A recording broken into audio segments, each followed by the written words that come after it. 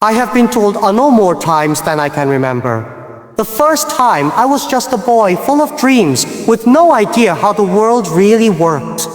I applied for schools that rejected me. I tried for opportunities that disappeared before I could even touch them.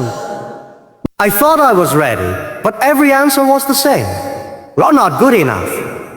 When I finished school, I sent out my resume to dozens of companies. Most didn't even reply. The ones who did, they told me I didn't have the right skills, the right background, or the right kind of face for the job. Some laughed, some just shook their heads. There was one time, this still lives in my memory. I applied for a job at a simple restaurant. 24 people applied. 23 were hired. I was the only one left up. I stood there thinking, what is wrong with me? It didn't stop there. I applied to be a police officer. They said I was not fit. I even applied to KFC when it first came to my city. Everyone who applied with me got in, except me. At that point, I could have decided the world was unfair and walked away from trying. And yes, the world can be unfair. But what I didn't know back then was that rejection can be the best teacher. When people tell you a no, they are not closing the door forever. They are just telling you that the path you are trying to take is not yours. You have two choices. Keep banging on that door until your hands bleed, or look for another door, one that is truly meant for you. So I started looking for other doors. I kept my eyes open for small chances. I didn't know much about technology, and I didn't know anything about the internet. I didn't even know how to code, but I knew how to learn. That's the thing. When you have nothing, you still have your ability to learn. And learning can change everything. I remember the first time I saw the internet. It was in the United States. I searched for the word repair and saw results from all over the world. But there was nothing from my country. I searched for a China and saw nothing. That day I realized something powerful. If the world doesn't have a place for you, maybe it's because you're supposed to create it yourself. That thought stayed with me. I went back home and started my first internet company. It failed. Not a little. People told me it would never work. They said, no one will use this. They said, don't understand business. And they were right about one thing. I didn't understand business. But I understood people. I understood that if something could help people connect, buy and sell more easily, it would have value. So I tried again, and again, and again. People think the hardest part of building something is starting. That's not true. The hardest part is starting again when the first one fails. And the second one. And the third. Every time I started over, I carried the lessons from the last failure. I treat every rejection like a teacher. I stopped asking, why is this happening to me? And started asking, what is this teaching me? I learned that the people who succeed are not the ones who never fail. They are the ones who never quit. I learned that criticism is not the enemy. It's information. When people told me, you can't do this, I asked them why. And sometimes hidden in their words was the key to doing it better. I learned that you don't need everyone to believe in you. You just need a few people who do. When I first started my company, we were just 18 people in a small apartment. None of us had experience running a big business. But we shared the same belief. That one day, small businesses could sell to the whole world through the internet. We didn't have money. We didn't have investors chasing us. But we had determination. And determination is a kind of capital that never runs out unless you let it. Of course, there were days I wanted to give up. Days when the losses felt too big. Days when the pressure felt like it was crushing me. But here's what I understood. Pain is temporary. Quitting is forever. If you are patient enough to stand in the rain, one day the sun will shine for you. I know this because I've been through storms you wouldn't believe. I've seen projects collapse overnight. I've watched competitors try to destroy us. I've seen people I trusted walk away. But every time that happened, I remembered those early days when every door was closed to me. And I thought, if I could survive that, I can survive this. Today, when I look back, I don't feel anger toward the people who rejected. I feel gratitude. Because without them, I might have taken a safe job and never discovered what I was capable of. Without them, I might never have learned resilience. Resilience is not a skill you learn from books. It's something you forge in the fire of failure. If there's one thing I want you to take away from my story, it's this. The world will say a no to you over and over again. But those no's are not walls to keep you out. They are tests to see how badly you want to get in. So the next time you face rejection, don't see it as the end. See it as a redirection. Because maybe, just maybe, the door you are knocking on isn't yours. And the one waiting for you will lead to something far greater than you ever imagined. That's how I turned rejection into opportunity. That's how I learned to be patient, to keep going, and to believe in something even when no one else did. And if I can do it, you can too. Turn rejection into redirection. When people hear my story now, they see the success, the headlines, the big numbers. They see the outcome.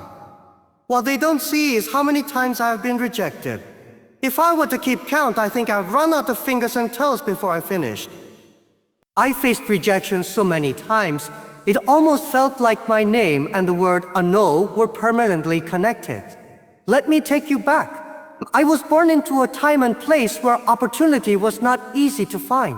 My family was not wealthy. We did not have connections. We did not have a roadmap for how to succeed. All we had was hope, and even that felt small sometimes. From the very beginning, I learned that nothing was going to be handed to me. When I applied to middle school, I was rejected. Not once, but twice. When I applied to high school, I was rejected. Again, by the time I finally made it in, I had learned that rejection was not a rare visitor. It was a neighbor who lived right next door. You might think that after so many no's, I would get used to it. But rejection still hurts. The first feeling is always disappointment, then frustration, then the temptation to give up. But here's the thing, if you stay in that place too long, rejection wins. When I finished school, I dreamed of a simple, stable job. I wasn't looking to be a millionaire or a business leader. I just want to work hard, earn a living, and support my family. I sent my resume everywhere. Dozens of companies. Most didn't reply. The ones who did reply told me I wasn't a fit. They didn't explain much. Just were sorry. You're not what we're looking for. And when they did explain, it was even harder to hear. You're not qualified. Your skills don't match. You don't have the right profile. One moment I will never forget. I applied for a job at a restaurant. 24 people applied. 23 were hired. I was the only one who was not. I remember walking home that day in silence. My mind kept asking the same question, why me? Why am I always the one left out? It wasn't just one industry. I applied to be a police officer. They said I was not fit. When KFC came to my city, I thought, surely this is my chance. Everyone in my group got hired. Everyone except me. At that point, most people would start believing what they were told. If the world says you're not good enough times, you can start to believe it. But something inside me refused to believe that rejection meant I was useless. Yes, maybe I wasn't good enough for those jobs. But maybe that meant I was meant for something else. That's when my thinking began to change. I started seeing rejection not as a wall that blocked my way, but as a signpost that pointed me in another direction. This is the first lesson in my resilience playbook. Turn rejection into redirection. You see, rejection feels final because we put our worth in someone else's approval. When they say a no, it feels like they're saying you're not worthy. But rejection is not a verdict on your value. It's just information. It's the world's way of telling you, this door is closed. Try another one. When I understood this, my life began to change. I remember the first time I saw the internet in the United States. I typed in the word Abia and saw results from all over the world. But when I searched for my own country, nothing. Not a single result. I thought, if the internet can connect the world, why can't it connect my country? That was my redirection. That was the moment I realized maybe I wasn't supposed to work for a company. Maybe I was supposed to build something of my own. Of course, I had no money, no experience, no technical skills, just an idea and a belief that it was worth trying. So I started my first internet company, and it failed. Completely. Some people would call that a rejection from the market, and it was. But because I had learned the redirection mindset, I didn't see it as the end. I saw it as another signpost. You're close, but not yet. Keep going. I tried again. The failure gave me information. Every rejection taught me something. If the team didn't work well, I learned how to choose people differently. If the business model failed, I learned how to change it. If investors said, oh no, I learned how to explain my vision better. The more I was rejected, the stronger my direction became. It's like navigating a river. When you hit a rock, you don't try to go through it, you go around it. Rejection is the rock. Redirection is finding another current that still takes you towards your destination. And here's something else I learned. Many people quit just before the redirection happens. They get rejected, feel hurt, and stop trying. But if you can endure the pain for just a little longer, the next opportunity might be the one that changes your life. I'll give you an example. When we were building our e-commerce platform, we went to investors again and again. Out of 40 investors, 38 said no. Some told us the market wasn't ready. Some said the idea would never work in our country. Some just didn't believe in me personally. If I had stopped at the 38th rejection, none of what you see today would exist. But we kept going. And the two investors who said yes, who were enough to change everything. You don't need everyone to believe in you. You just need enough people to start the journey. That's why I say, rejection is not the enemy. Rejection is the filter that clears away the wrong opportunities so the right ones can find you. If I could go back to that young man who was rejected by the restaurant, by the police, by KFC, I would tell him, worry. These jobs are not your future. The world is saving you for something else. Keep walking. The door you're meant to open is just ahead. So, if you are facing rejection right now, whether in your career, your studies, your relationships, remember this. Just a redirection. Rejection has shaped my entire journey. Without it, I would never have looked beyond the obvious path. I would never have dared to try something new. I would never have built something that touched millions of lives. Rejection forced me to ask better questions, to learn new skills, to grow thicker skin. It didn't destroy me. It defined me. And here's the truth. In business, in life, you will never outgrow rejection. It will come again and again, no matter how successful you become. But if you can master the art of turning it into redirection, you will find that every unknown carries within it the seed of a better yes. That is how I have lived my life. That is why I am here today. And that is why I believe your biggest rejection could be the start of your greatest story. Adapt without losing your core values. If rejection taught me how to find a new path, adaptation taught me how to survive once I was on it. Business is like the weather. One day the sun is shining, the market is booming, customers are happy. The next day, a storm hits, competition rises. Technology changes. The rules shift, and if you don't know how to adapt, you will be washed away.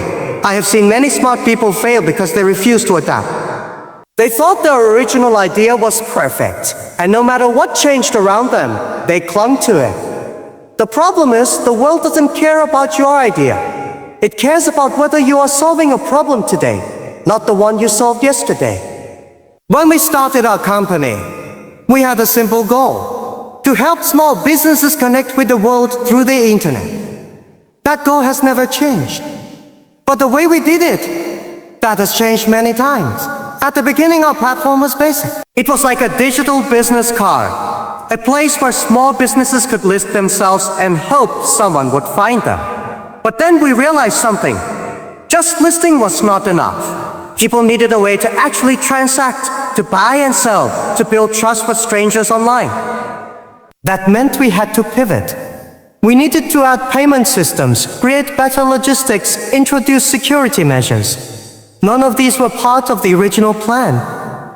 And every time we made a change, there were people, sometimes even in my own team, who said, "This is not what we agreed on. This is not the original vision." That's when I learned something important. You can change your methods without changing your values. Our value was clear: empower small businesses. How we did it was flexible. That flexibility was our survival. There's a saying I like: bamboo is strong because it bends. If you are too rigid, you will snap when the wind comes.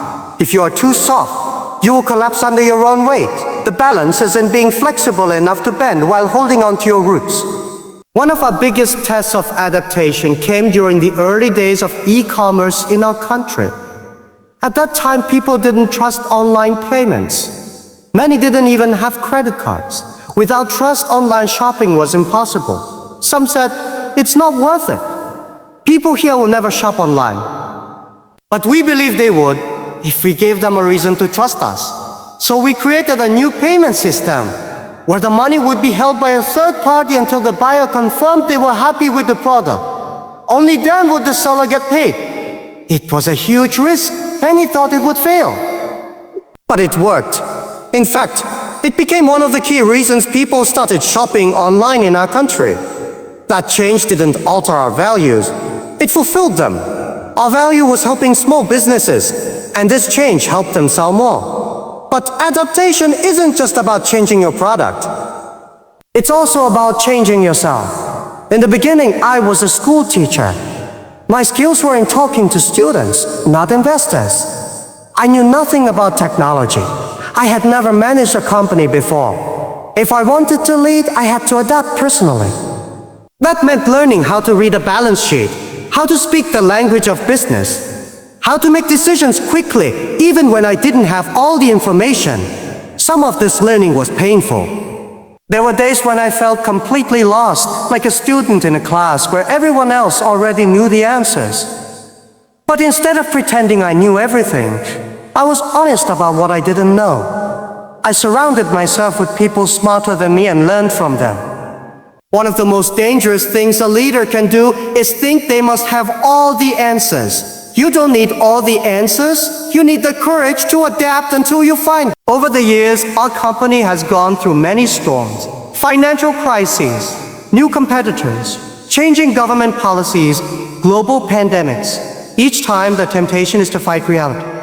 To say, we will keep doing things the way we always have, and the world will have to adjust to us. But the world never adjusts you. You adjust to the world. That doesn't mean you give up your values. In fact, your values are what guide you through the changes. Let me explain with a story. At one point, we saw a huge opportunity to expand internationally. The idea was exciting. We could bring our platform to dozens of new countries and reach millions of new customers. But as we started, we realized something. The way we did business at home didn't work the same way in other places. The culture was different. The regulations were different. The competition was different. We had two options: either force everyone to use our model exactly as it was, or adapt to each market. We chose to adapt.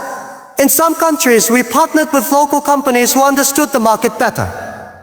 In others, we changed our payment methods, our marketing strategies, even our product design.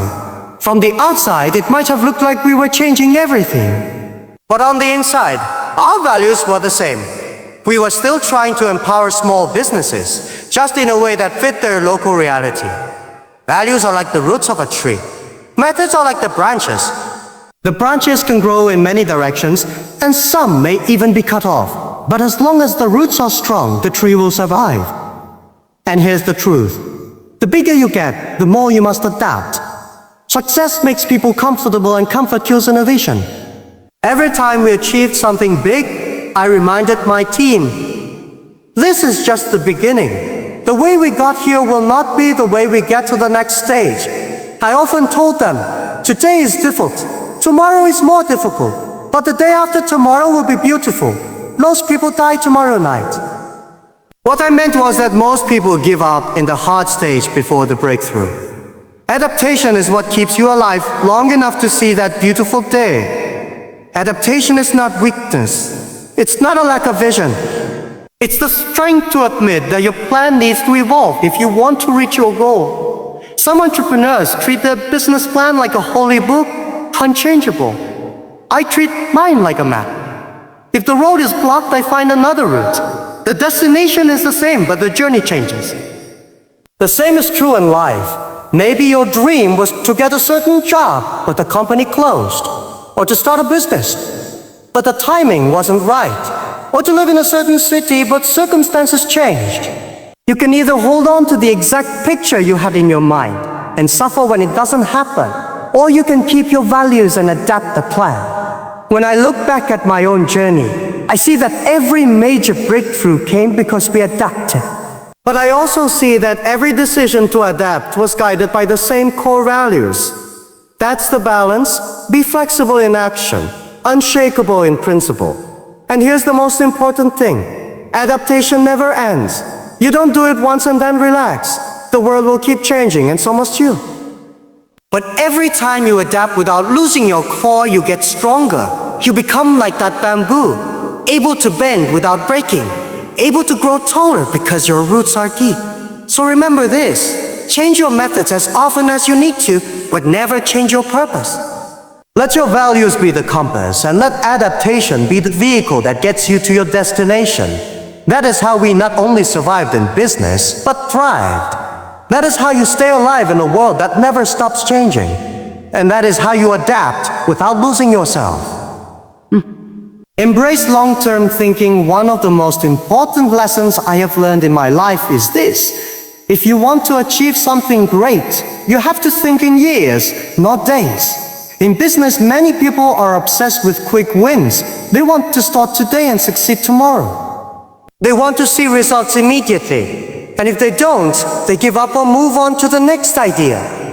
But if you look at the greatest successes in history, whether in business, art, science, or leadership, you will find one thing in common: they were built for time. When we first started our company, I told my team, we are not building this for 1 or 2 years. We are building this for 102 years. Why 102? Because I wanted our company to last across 3 centuries. We started in the 20th century. We wanted to survive through the 21st and leave something in the 22nd. Of course, when you are a small startup with no money and no clear future, telling people you want to last 102 years sounds crazy. Some laughed, some thought I was just being dramatic. But I wasn't. I wanted everyone around me to understand that we were not running a sprint. We were running a marathon. The problem with short-term thinking is that it makes you impatient. When you're impatient, you make bad decisions. You take shortcuts. You focus on things that look good now, even if they damage you later. I have seen many entrepreneurs destroy their businesses by chasing short-term gains.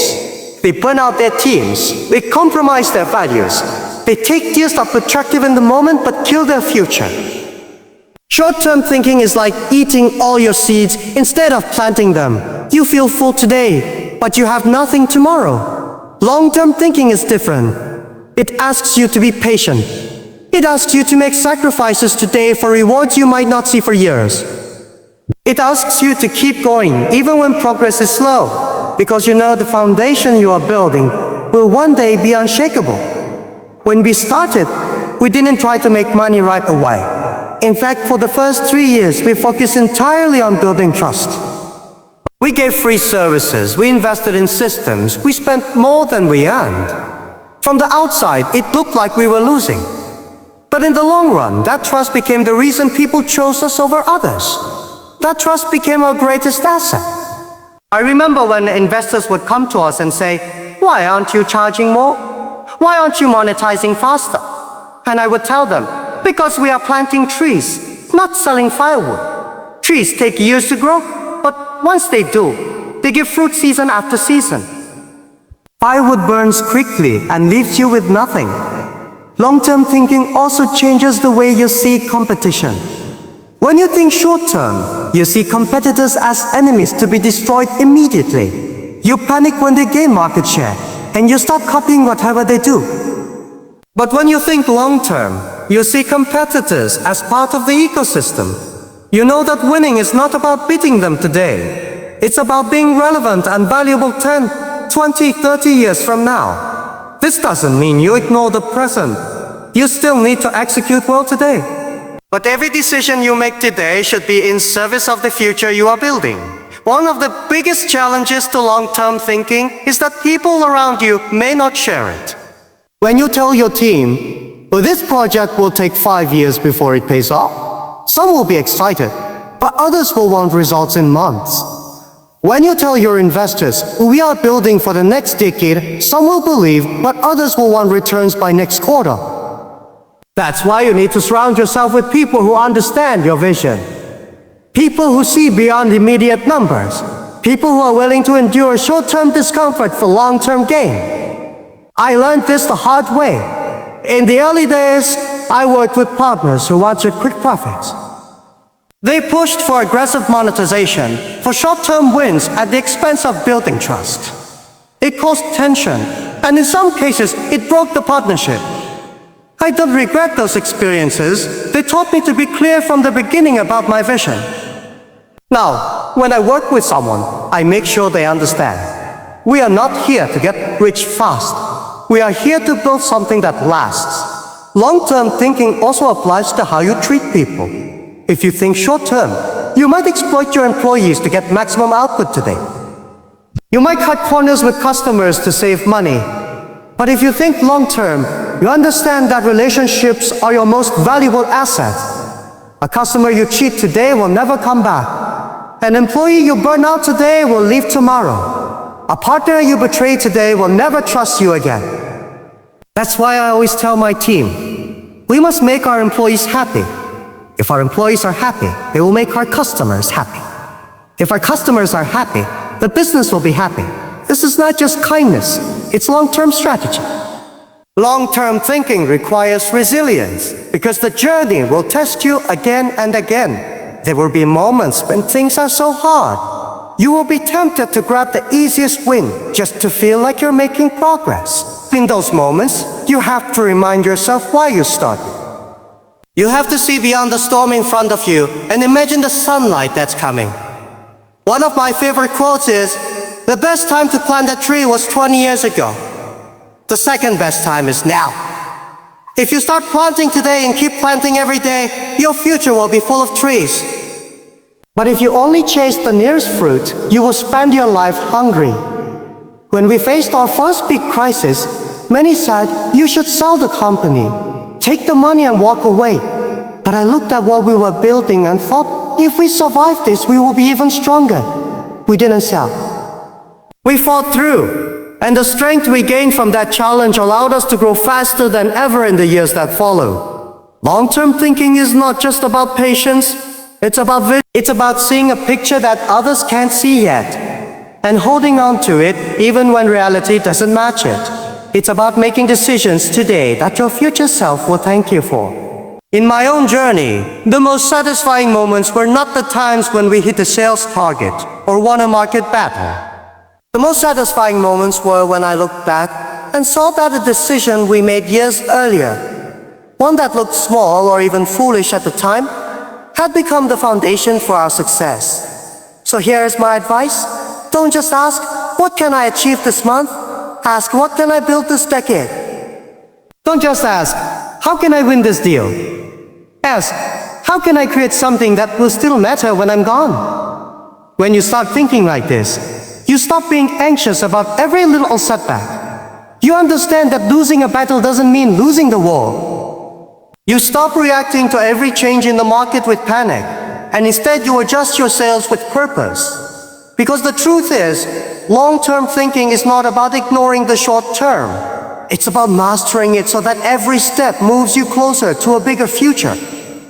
We live in a world where everything moves fast, where people scroll past information in seconds, where companies rise and fall overnight.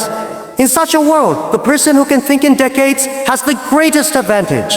So plant your trees, nurture them, protect them. And one day you will sit in their shade and enjoy the fruit of your patience. That is the power of long-term thinking. And that is how you build something that lasts. Lead with service, not ego. When people imagine leadership, they often think of someone standing on a stage, giving orders, receiving applause, and being in control. But real leadership is not about how many people serve you. It's about how many people you serve.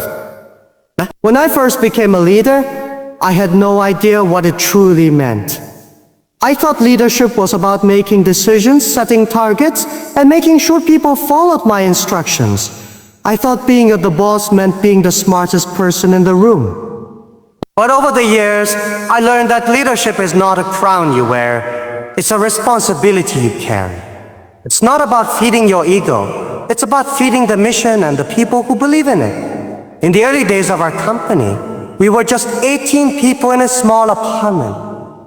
We had no money, no connections, no famous brand. What we did have was belief. But belief alone wasn't enough to pay salaries or keep people motivated when things were tough. There were times when I couldn't afford to pay everyone. I told my team, if there's money, you'll be paid first. I will be paid last. Sometimes I went months without taking a salary, because I knew that if my team lost faith, we would lose everything. That's when I realized that a leader's job is not to stand above the team. It's to stand in front of them when times are hard and behind them when it's time to give credit. There's a saying, a good leader takes a little more than their share of the blame and a little less than their share of the credit. I believe this deeply. I remember one time in the very early days, we faced a serious technical failure. Our site went down for hours. Customers were angry. The media was critical. Investors were worried. It wasn't my fault directly. I wasn't the one coding the site, but I was the leader, so I took responsibility. I stood in front of the cameras and said, "The fault is mine, we will fix this." Then behind the scenes, I worked with my team to find a solution and make sure it's never happened again. That's what service-based leadership means. You protect your people from unnecessary blame, and you give them the support they need to do their best work. Another part of leading with service is listening. When I started, I thought my job was to talk, to inspire, and to explain my vision. And yes, those things are important. But the most valuable thing a leader can do is listen. Listen to your customers, listen to your customers, listen to your critics. Not every opinion will be right, but every opinion will teach you something. I made it a habit to walk around the office and talk to people, not just the managers, but the interns, the customer service agents, the warehouse workers. I asked them what was working and what wasn't. I wanted them to know that their voices matter. When people feel heard, they feel valued. Again, when they feel valued, they give their best. Service-based leadership also means putting the mission before your personal comfort. There were times when I had opportunities to take an easier path, to sell the company, to slow down growth, to avoid risk. But I knew that if I took those options just to make my life easier, I would be betraying the mission we started with. If you lead for yourself, you will make decisions that benefit you in the short term, but hurt the organization in the long term. If you lead for the mission, you will sometimes make decisions that are hard for you personally, but they will strengthen the company for years to come. I've seen leaders destroy great companies because their ego became bigger than their mission. They stopped listening. They started making decisions to protect their image instead of protecting their people. They began surrounding themselves only with those who agreed with them. Ego is dangerous because it blinds you. When you lead with ego, you think you are the smartest, so you stop learning. When you lead with service, you know you can always learn more, so you keep growing. One of the best pieces of advice I ever received was, as a leader, you are not the captain of the ship, you're the ship's builder. That means your job is not to stand on the deck giving orders. It's to make sure the ship is strong, the crew is capable, and everyone has what they need to complete the journey. Service-based leadership is also about empowering others. When I hire people, I don't hire them to follow me forever. I hire them to become leaders themselves. I want my team members to be so capable that one day they could replace me if needed. Some leaders feel threatened by strong people. They want to be the smartest in the room, so they hire people who are less capable. I do the opposite. I hire people who are smarter than me in their field, and then I get out of their way. I tell my team, if you are here just to please me, you are in the wrong place.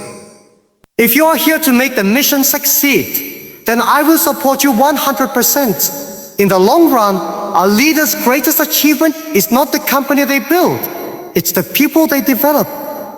If you lead well, your influence will last far beyond your own time in charge. There's another aspect to service that often gets overlooked: leading with humility. Humility doesn't mean you think less of yourself. It means you think of yourself less often. It means you don't need to be the hero in every story. When we achieve big milestones, I would often say to the media, "This is not my success. It's the success of thousands of people who work together to make it happen." And I meant it. Because no matter how good your vision is, without the right people and the right teamwork, nothing happens. Service-based leadership is not about pretending you don't matter. It's about making sure everyone knows they matter too. I learned this from my days as a teacher. In the classroom, the teacher's job is not to be the star. It's to make the students shine. If the students succeed, the teacher succeeds. In business, it's the same. If your team wins, you win. Of course, leading with service is not easy. It means sometimes putting your needs last. It means making decisions that benefit others more than yourself. It means being patient when others are impatient. But here's the reward. When you serve your people, they will serve the mission with their whole heart. And that is how great companies are built, not on ego, but on trust, respect, and shared purpose. If you want to lead for the long term, you must understand this. Titles don't make you a leader. Power doesn't make you a leader. Service makes you a leader. And when you lead with service, you don't just build a company. You build a community. A community that will walk with you through the hard times and celebrate with you in the good times. So to me, leadership is not about standing above. It's about standing with. It's not about saying, "A look at me," but "A look at us." And that is the kind of leadership that lasts. Stay humble while scaling up when your business is small. Humility comes naturally. You have no choice.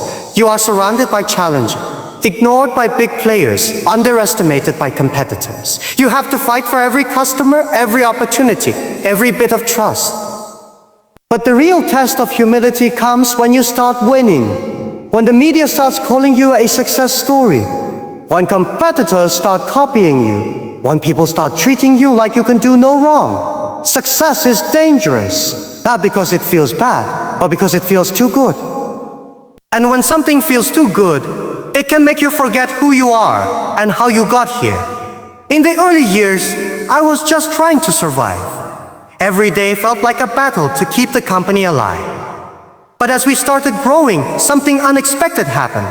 People began to treat me differently. When I walked into a room, people stood up. When I spoke, people nodded, even if I wasn't making perfect sense. When I made a suggestion, people took it as a command.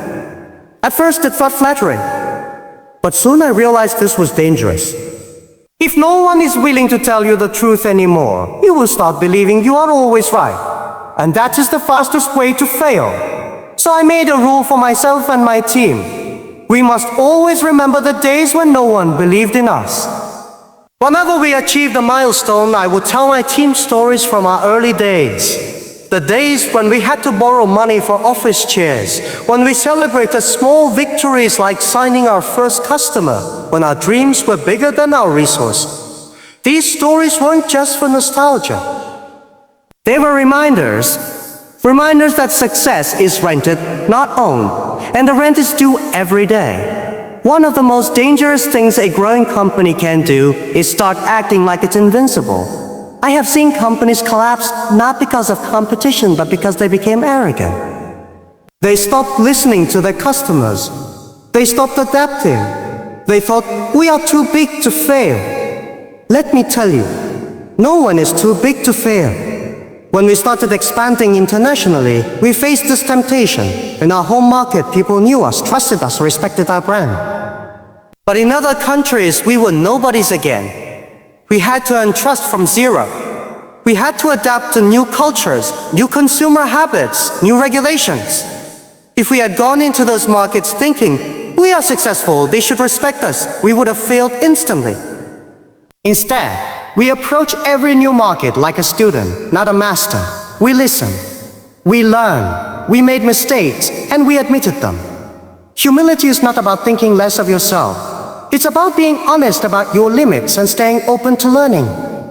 And when your company grows, the biggest danger is that learning stops. I tell young entrepreneurs, the day you think you know it all is the day you stop growing. It doesn't matter how many awards you've won or how many billions you've made. There's always something you don't know. And the world will remind you if you forget. There was a time when we launched a new product that we thought would dominate the market. We poured money, time, and energy into it. We believed our brand name would guarantee success. But the market didn't care about our brand. It cared about the product's value. And our product didn't deliver enough of it. It failed. That failure was a gift. It reminded us that past success doesn't protect you from future mistakes. It reminded us to stay humble. Another important thing about humility is how you treat people as you grow. When you are small, you thank every customer personally. You listen to every piece of feedback. You value every employee's input. But as you scale, you risk becoming distant. The CEO becomes hidden behind layers of management. Customers become numbers on a spreadsheet. I refuse to let that happen in our company.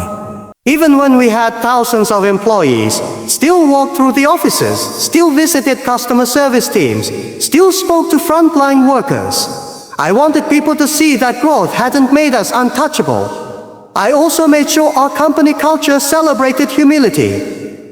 We didn't give awards only to the top salespeople. We recognized those who help others succeed, those who solve problems quietly without seeking attention.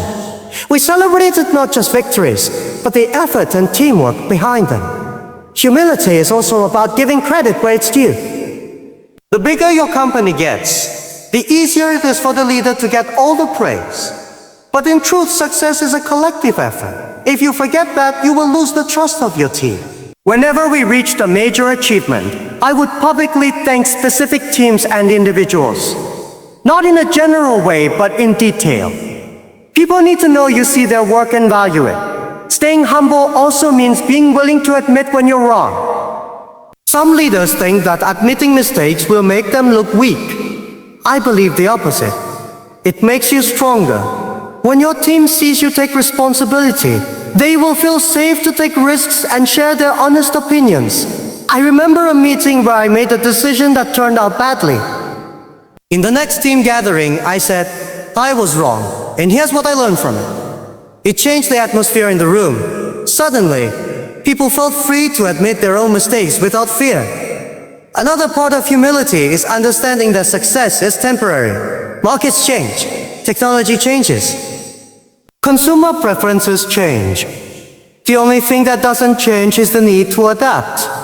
When you are humble, you stay ready to adapt. You don't cling to the idea that this is how we've always done it. Instead, you ask what is the best way to do it now. Humility keeps you in learning mode. Ego keeps you stuck in the past. I have always told my team, we are students and the market is our teacher. The moment we think we are the teacher, we start losing. Lastly, humility is about remembering your purpose. Why did you start this journey? Was it to prove you are smarter than others? Or was it to solve a problem, create value, make a difference? If it's the second, then humility will come naturally. Because you'll realize it's not about you, it's about the mission. Success can make you rich. Humility will make you wise. And wisdom is what keeps you in the game for the long run. So my advice is this. No matter how high you climb, keep your feet on the ground. No matter how big your company gets, keep your heart open to learning. And no matter how many people praise you, keep your ears open to the truth. Because in the end, the most successful leaders are not the ones who think they are the greatest. They are the ones who keep growing, keep listening, and keep serving. That's what staying humble while scaling up really means. Play the long game. When I first started my journey as an entrepreneur, everyone around me seemed obsessed with quick wins. How can we make money fast? How can we beat the competition this month? How can we grow our numbers in the next quarter? But from the very beginning, I understood something. Real success is not about winning fast. It's about winning for a long time. The world is full of companies that burn bright for a few years and then disappear. They focused on short-term profit instead of long-term value. They chased trends instead of building foundations. They treated business like a sprint when it's actually a marathon. If you want to survive in business, you have to think differently. You have to play the long game. The marathon mindset: when you run a sprint, you give all your energy in a few seconds. When you run a marathon, you pace yourself. You think about endurance, strategy, and timing. Business works the same way. If you exhaust all your resources chasing quick results, you won't have the strength to survive the challenges that come later. When I started, there were many moments where I could have taken shortcuts. Opportunities came where we could have made big money fast by compromising our values, by cutting corners, or by focusing only on markets that gave quick returns. But I always asked myself, if I do this now, will it still be good for the company 10 years from now? If the answer was no, I didn't do it. Sometimes that meant saying no to easy money. Sometimes it meant walking away from opportunities that looked attractive in the moment, but would damage our reputation in the long run. A Hatash reputation over revenue, a short-term thinker says, let's make the sale now. A long-term thinker says, let's win the customer for life. I knew from the beginning that trust is the most valuable currency in business. You can lose money and earn it back. But if you lose trust, it's almost impossible to recover. So instead of chasing quick revenue, we focused on building relationships. We listened to our customers even when they were small. We solved their problems even when it wasn't profitable at that moment. We understood that a satisfied customer today could become a loyal customer for decades. I have seen companies destroy their future for short-term gain, overcharging, cutting quality, misleading customers just to boost quarterly results. They might look good in the headlines for a while, but eventually the market catches up. Playing the long game means understanding that every decision you make today writes the story of your future. Patience as a superpower. Patience is one of the hardest things for entrepreneurs to practice. In the early days, you want results now. You want proof that your idea works. And when you see competitors growing faster, it's tempting to copy them. But growth, that's too fast, can break a company. If your systems, culture, and leadership aren't ready for scale, rapid growth can lead to chaos. We took our time. We built slowly, brick by brick. We tested ideas, we refined them. We made sure our foundation was strong before adding more weight on top. There were moments when people said, "You're too slow. You're missing the chance." But I knew I wasn't trying to win a race in 1 year. I was trying to build something that would still exist in 50 years. Patience is not about doing nothing. It's about doing the right things at the right time. Investing in people, not just profits. Playing the long game is not just about strategy. It's about people. A short-term thinker hires for speed. A long-term thinker hires for growth. When you focus only on immediate results, you hire whoever can deliver fast, even if they don't fit the culture or share the vision. When you focus on the long game, you look for people who can grow with the company, who will be part of the journey for years. I spent a lot of time developing my team, even when we were small. We trained people, gave them opportunities, and encouraged them to take ownership. Because I knew that in the future I couldn't run the company alone. I needed leaders who understood our values deeply. Some entrepreneurs treat employees like tools to reach a goal. But if you're playing the long game, you understand that your team is not just helping you build the business, they are the business. Thinking beyond your lifetime, I often taught my team, we're not building this company for the next quarter or the next year. We're building it for the next generation. When you think this way, your decisions change. You stop asking, what will this do for our profits this month? And start asking, will this make the company stronger in 20 years? That's why we invested in technology long before it was profitable. That's why we built systems that could handle scale before we even needed them. That's why we entered markets where it would take years to break even, because we knew that once trust and presence were established, returns would come for decades. Some entrepreneurs are afraid to make investments that won't pay off immediately. But the truth is, if you're not willing to plant seeds today for a harvest in the future, you will always be stuck chasing the next quick deal. Hush, hush, hush, hush, resisting the hype. Trends come and go. One year, everyone is talking about a new technology or business model. The next year, it's forgotten. Playing the long game means resisting the temptation to chase every new shiny thing. Yes, you have to innovate. Yes, you have to adapt. But you don't have to follow every wave. You have to choose the ones that align with your vision. I have seen companies pivot so many times chasing trends that they forgot who they were. In the end, they became unrecognizable to their own customers. We stayed focused. We listened to the market, but we didn't let it dictate our identity. Hush hush surviving the storms. If you play the long game, you must prepare for bad times. No matter how strong you are, there will be crises, economic downturns, market crashes, unexpected challenges. A short-term thinker panics in a storm. A long-term thinker prepares for it, long before it arrives. Hard to walk. That's why we built reserves. That's why we kept our operations lean in the early years. That's why we didn't spend everything we earned. We saved for the days when we would need strength the most. When storms came, we didn't just survive, we used them to grow. Because while others were cutting back, we had the resources to invest, to innovate, to take market share. The legacy mindset. To me, playing the long game is about legacy. It's not just about building a company, it's about building something that outlives you. One day I will no longer be here, but I want the values, the culture, and the mission we created to continue. That's why every decision I made was not just about business, it was about principle. I asked myself, if this company is still here in 100 years, will people look back at this decision and say it was the right one? If the answer was no, I didn't make it. Hush, hush, hush, final thought on the long game requires discipline. It means saying no to opportunities that look good now, but could harm you later. It means making investments today that might not pay off for years. It means being patient when others are rushing ahead is not easy.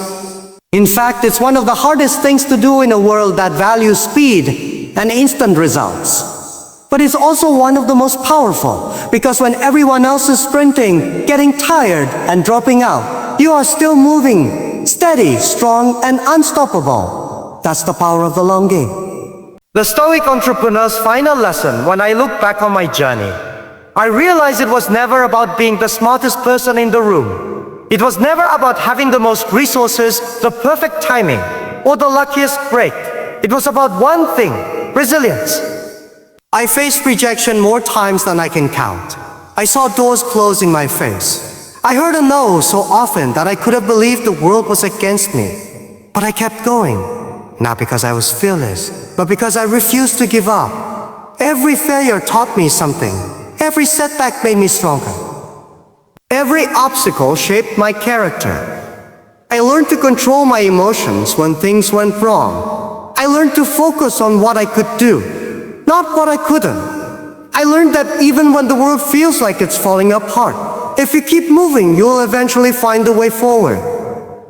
This is the real secret of the Stoic entrepreneur. You don't let the storms decide your fate. You don't chase quick wins and lose your soul. You don't measure your worth by one bad day or one good deal. You think long term. You adapt without losing yourself. You prepare for the future while acting today. You endure. And if you do that, no matter how many times life pushes you down, no matter how impossible it feels in the moment, you will rise. Not just once, but every single time. Because in the end, success is not about never falling. It's about always getting back up, and that is the playbook.